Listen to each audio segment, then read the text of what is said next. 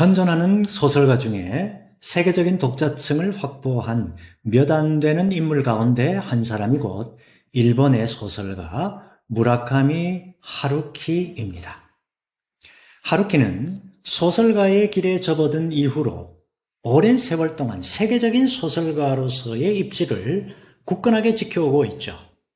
40여 년의 이 필력을 가진 소설가로 수많은 소설을 집필하면서 과연 그가 깨달은 바는 무엇일까요?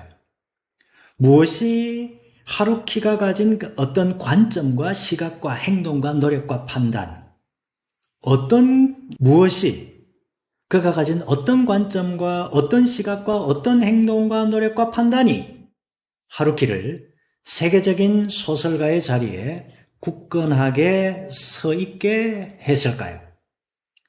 하루키의 저서 직업으로서의 소설가, 이 책에서 그는 소설가로서의 자신과 소설가라는 직업에 관한 자기 생각을 진솔하게 들려줍니다.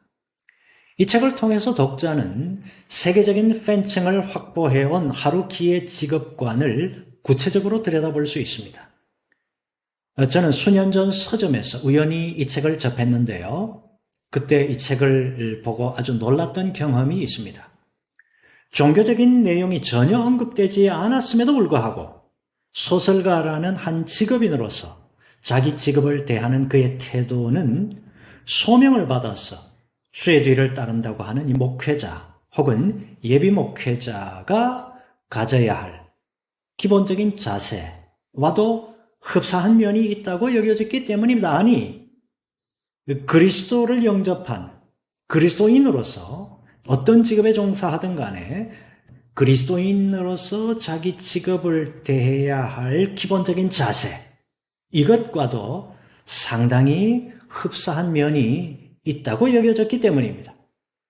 그동안 저는 기독교윤리의 하위 분야인 목회윤리에 상당한 관심을 기울여 왔습니다. 근데 소설가로서 자기 인식과 소설가로서 자기 직업을 대하는 자세, 즉 하루키의 이 직업윤리가 목회자의 목회윤리, 그리스도인의 직업윤리, 이것과 아주 비교할 만한 가치가 있는 걸로 그렇게 판단되었습니다. 물론 소설가와 목회자, 이것은 그 직의 특성상 서로 다르죠. 소설가와 또한 그리스도인으로서 어떤 직을 대하는 것, 이것과는 조금 다른 면이 있는 것 같습니다. 그러나 하루키가 자기 직업을 대하는 자세는 소명받은 목사나 소명받은 그리스도인이 스스로를 돌아보게 만드는 아주 소중한 통찰력을 이 책에서 제공해 줍니다. 오늘 본 영상은 직업으로서의 소설가에서 보여주는 하루키의 통찰을 통해서 목회자의 자질 혹은 그리스도인으로서 자기 직업을 대하는 그 자질에 대한 생각을 한번 해보려고 합니다. 이 책의 제1회 소설가는 포용적인 인종인가? 라는 제목의 글에서 하루키는 소설가가 어떤 사람인가에 대해서 이렇게 소개해 줍니다. 첫째, 평범하지 않고 자기 주장이 과도하게 강한 일종의 별종이다. 또 이기적인 인종으로 자존심이나 경쟁의식이 강하다. 이렇게 소설가의 특징을 얘기합니다. 반면에 소설가는 자기 영역, 소위 내 구역의식에 대해서 관대한 포용력을 갖고 있다. 왜 그러냐? 첫째로 누구나 쉽게 소설 쓰기에 진입할 수가 있지만 오래 버티는 것은 쉽지 않기 때문이다. 또 둘째로 문학계라고 하는 이 사회가 제로섬 사회가 아니라고 하는 점, 다시 말해서 신인 작가가 등장해도 현역 작가가 직을 잃지 않는다는 그 점 때문이라고 말합니다. 보다 구체적으로 하루키는 소설가가 어느 정도의 지성이나 교양이나 지식이 필요하기는 하지만 너무 머리가 좋은 사람은 소설 쓰기가 힘들다, 이렇게 말합니다. 왜냐? 그것은 소설 쓰기는 저속, 다시 말해서 느린 템포로 진행되는 작업이고, 또 소설가는 자신의 의식 속에 있는 것을 스토리라는 형태로 치환해서 표현하는 사람인데, 선명한 메시지를 가진 사람이나 혹은 두뇌 회전이 빠른 사람은 그걸 그대로 언어화하면 빠른 메시지 전달이 가능하기 때문에 일부러 자신의 메시지를 스토리로 치환할 필요가 없다고 하는 얘기입니다. 또한 이 하루키는 지식이 많은 사람도 지식을 최대한 논리적으로 조합해서 언어화하면 되지 일부러 스토리를 만들 필요가 없다고 말하죠. 이런 특징을 가진 사람은 저속, 다시 말해서 느린 템포로 진행되는 이런 소설 쓰기에 적합하지가 않다고 말합니다. 그래서 저자 하루키는 신인 작가 대부분은 곧 그만둔다라고 하는 이 현실을 얘기하면서 그런 이유로 인해서 기성 작가는 신인 작가를 별로 경계하지 않는다라고 담담하게 말하고 있습니다. 이러한 이 저자 하루키의 설명은 아주 우리에게 흥미롭게 다가오죠. 우리가 소설가라고 하면 어떤 천재적인 재능이 없으면 도저히 흉내조차 낼 수 없는 그런 류의 직업을 가진 사람으로 보통 사람은 생각하기 때문이죠. 그런데 하루키는 소설가에 대한 이러한 일반적인 생각을 한순간에 허물어버립니다. 자기 주장이 강한 면은 있지만 소설가는 별로 특별한 인간이 아니라고 말입니다. 하루키가 소개하는 이러한 이 소설가의 자질, 이것은 목회자의 자질과 유사한 면이 있습니다. 그것은 목회자가 어느 정도의 지성이나 교양이나 지식이 필요하기는 하지만 너무 머리가 좋은 사람은 목회직을 감당하기가 쉽지 않은 측면이 있다, 바로 그 얘기죠. 왜냐? 목회직은 천재적인 아이디어를 갖고 단기간에 행하고 그만두는 일이 아니기 때문이죠. 다양한 상황에 직면하고 굴곡 있는 평가를 받으면서도 꿋꿋하게 저속, 느린 템포로 일생 동안 헌신하는 직이 바로 이 목회직이기 때문에 그렇습니다. 목회직에서 수행하는 가장 중요한 요소는 설교 한두 번 잘하고 못하고의 문제가 아니죠. 지속성입니다. 흔히들 목회자를 설교자 말합니다. 특히 한국교회에서 목회자는 기본적으로 설교자로 인식되어 왔죠. 그것은 목회자의 직무에 있어서 설교가 핵심적으로 중요하다고 여겨지기 때문입니다. 주일 설교, 수요 설교, 새벽 설교, 신방 설교, 특별 설교, 이런 한 주간 동안 목회자가 의무적으로 감당해야 할 설교의 횟수가 이를 증명해 주죠. 규모 있는 교회의 담임 목사는 부목사들과 설교의 기회를 나눌 수 있습니다. 그러나 작은 교회 목사는 혼자서 이 모든 설교를 다 감당해야 되죠. 이외에도 목회자에게는 여러 종류의 신방, 절기 행사, 특별 행사, 교회 내 각 그룹 리더들과의 정기적인 미팅, 교회 행정 업무, 이런 다양한 일들을 수행해야 합니다. 거기다가 만약 특정 성도와의 인간관계에서 문제가 발생하면 목회자는 영적으로, 심리적으로, 또 체력적으로 상당한 부담감 가운데 목회직을 수행해야 됩니다. 그리고 상식적 선에서 말이 통하지 않는 그런 상대하고도 지속적으로 대면해야 하는 경우라면 목회자가 느끼는 그 스트레스의 강도는 상상을 초월하게 되죠.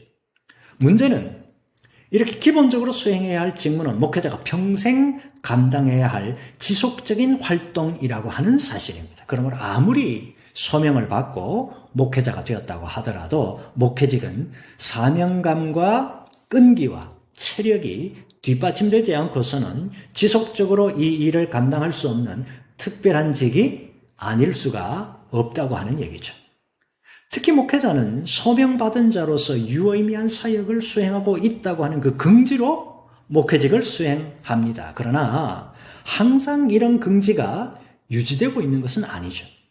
어떤 경우에는 근거 없는 비판을 듣기도 하고 황당한 비난에 직면해야 할 때도 있습니다. 다른 경우에는 목회자 자신이 특별한 소명을 수행하고 있다는 생각이 아니라 너무나도 내가 평범한 일을 하고 있다, 무의미한 일을 반복적으로 행하고 있는 거 아니야? 이런 생각에 직면할 수도 있습니다. 그것은 건강한 교회를 세워가려고 하는 선한 의도에도 불구하고 이런 선한 의도를 따라주지 않는 혹은 알아주지 않는 그런 목회 환경 때문에 그렇다고 말할 수 있겠죠. 처음 목회직으로 부름받을 때의 그 소명의식은 목회 현장에서 경험하는 이성적인 대화와 논의로는 해결할 수 없는 그런 인간관계의 어려움, 목회 환경의 한계, 이런 것에 직면하면서 쉽게 무력감으로 대치될 수 있습니다. 그러면서 자신의 목회 활동이 무의미한 일의 반복이 아닌가 하는 그런 의문을 가질 수가 있다는 거죠. 그런 점에서 목회직 수행에 있어서 가장 중요한 요소는 이 두뇌와 논리라고 하는 이성적 요소가 아니라 오래 버티는 힘, 다시 말해서 맷집과 끈기와 인내라고 하는 자질이라는 거죠. 그런 점에서 목회직은 머리가 좋고 두뇌 회전이 빠른 사람에게는 매우 힘든 직이 아닐 수가 없습니다. 자, 하루키는 소설가라고 하는 이 영역의 진입 장벽이 그리 높지 않다라는 점을 언급합니다. 근데 소설가처럼 목사라는 영역의 진입 장벽 또한 사실은 그리 높지 않습니다. 물론 공적으로 인정받는 교단의 목회자가 되기 위해서는 상당한 기간을 거쳐야 됩니다. 보통 대학 4년에 신학대학원 3년 과정을 졸업해야 되죠. 그로부터 한 2년 동안 훈련을 받고 2년 후에 목사고시에 합격해야 되고 그 과정을 모두 거친 후에라야 비로소 목사 안수를 받을 수 있기 때문입니다. 자, 이런 현실을 고려하면 목사라는 영역의 진입 장벽이 매우 높다 이렇게 생각할 수 있습니다. 그러나 실제로 각 교단 소속의 신학대학마다 신학대학원 과정에 입학생 중에서 중도 탈락자가 많지 않다고 하는 사실은 목사의 진입 장벽이 높다고 말하기에는 조금 곤란한 측면이 있음을 보여줍니다. 게다가 최근 들어 목회자가 되려고 하는 이들의 수가 현저히 줄어든 관계로 목회자 양성 과정인 이 신학대학원 진원자 수가 급감하다가 보니까 학생 모집의 애로를 겪고 있는 것이 사실이죠. 이런 현실은 목사라는 영역의 진입 장벽을 낮추는데 한몫하고 있습니다. 그럼에도 불구하고 소설가와 목사는 차이점이 있습니다. 어떤 차이점? 가장 중요한 차이점으로는 소설가와는 달리 목사는 삶이 노출된다고 하는 사실이죠. 소설가는 오랜 시간 공을 들여서 쓴 소설이라고 하는 그 결과물, 그것을 출간해서 그것만으로 자신의 수고에 대한 평가를 받습니다. 다시 말해 소설가는 자신이 쓴 소설이라는 결과물만으로 평가받는다는 거죠. 반면에 목사는 어떻습니까? 설교와 상담과 행정, 자신이 수행하는 목회 활동 자체를 통해서도 평가를 받지만 동시에 자신의 삶을 통해서도 평가를 받는다는 거예요. 다시 말해서 소설가는 소설의 내용으로 평가받지만 그의 삶은 평가 대상이 아니죠. 그러나 목사는 자신이 수행하는 사역과 함께 자신의 삶 모두를 평가받는 이중적 평가에 처해 있는 그런 존재가 바로 목회자입니다. 실제로 목사는 개인의 삶 그리고 가족의 삶까지도 상당 부분 성도들에게 노출된 상태로 살아가죠. 이런 현실이 목사와 목사 가족이 져야 하는 사실 상당한 부담 가운데 하나라고 할 수 있습니다. 지역교회에서 신학대학교로 제가 사역지를 이동하면서 저에게 생긴 가장 큰 변화 중 하나가 바로 이 점이라고 할 수가 있죠. 예, 저는 지역교회에서 담임 목회를 하다가 이제 신학대학으로 사역지를 옮긴 경우입니다. 자, 특별한 경우가 아니라고 한다면 교수는 연구와 강의와 행정, 이런 자신이 수행하는 업무에 대해서만 평가를 받습니다. 개인과 가족 구성원의 삶은 공적으로 노출되지 않아요. 신학교에서 많은 학생들을 제가 대하고 있지만 제 가족에 대해서는 학생들이 전혀 알지도 못하고 제가 말하지 않는 이상 그것은 제가 신학대학의 교수 사역을 감당하면서 받는 이 평가 대상에 전혀 들어가 있지 않습니다. 그러므로 신학대학 교수는 연구와 강의 준비, 내가 수행해야 하는 일 자체를 위해서는 애쓰죠. 그러나 개인의 삶은 거의 공개되지 않는 측면이 있습니다. 이런 현실은 한편으로 신학대학 교수가 여타의 다른 목회자들보다 삶과 행동에 있어서 상대적으로 상당히 자유로운 환경에 놓여 있다. 이것을 의미하죠. 그러나 다른 한편으로는 어떻습니까?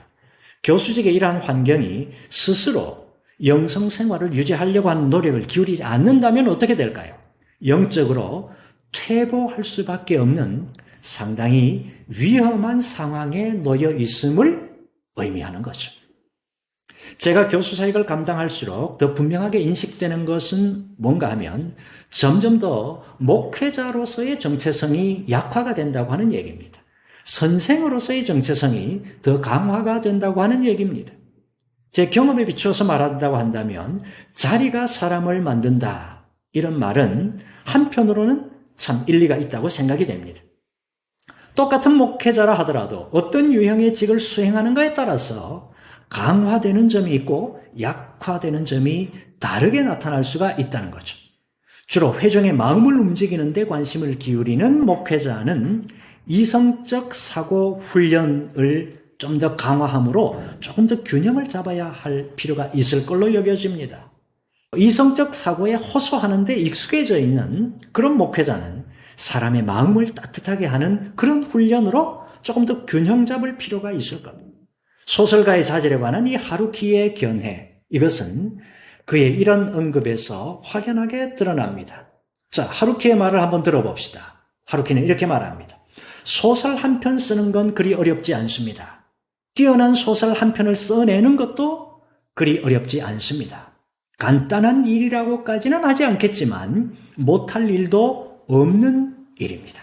그러나 소설을 지속적으로 써낸다는 것은 상당히 어렵습니다. 누구라도 할 수 있는 일이 아닙니다. 자, 우리는 여기서 하루키가 소설가에게 가장 중요한 자질이 천재성이 아니라 지속성이라고 하는 사실을 언급합니다. 자, 이것은 소설가뿐만 아니라 여타의 다른 직을 수행하는 이들에게도 동일하게 적용될 수 있는 그런 자질로 보입니다. 목회자 역시 예외가 아니라는 거죠.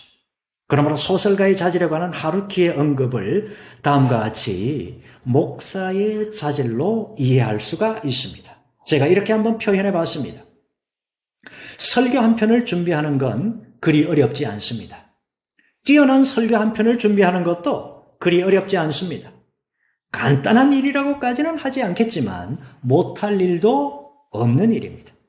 그러나 설교를 지속적으로 준비한다는 것은 상당히 어렵습니다. 누구라도 할 수 있는 일이 아닙니다. 1, 2년 동안 목회를 하는 건 그리 어렵지 않습니다. 1, 2년 동안 뛰어난 목회를 하는 것도 그리 어렵지 않습니다. 간단한 일이라고까지는 하지는 않겠지만 못할 일도 없는 일입니다. 그러나 평생 목회를 지속적으로 감당하는 것은 상당히 어렵습니다. 누구라도 할 수 있는 일이 아닙니다. 오늘 하루키의 소설, 직업으로서의 소설가 제1회에 나타난 소설가의 자질에 관한 하루키의 견해를 통해서 목회자로서 또 그리스도인으로서의 어떤 특정 직업을 가진 사람으로서 우리 하나님께서 우리에게 맡겨주신 그 직을 어떻게 수행해야 할 거냐, 어떤 자질이 목회자에게, 그리스도인에게 필요하냐라고 하는 그 부분에 대해서 한번 생각해 봤습니다. 하루키의 이 통찰력을 우리 가운데 적용하면 다시 한번 우리의 직을 보다 더 잘 감당하는 데 상당한 도움이 될 걸로 생각이 됩니다. 여기까지 오늘 영상입니다. 감사합니다.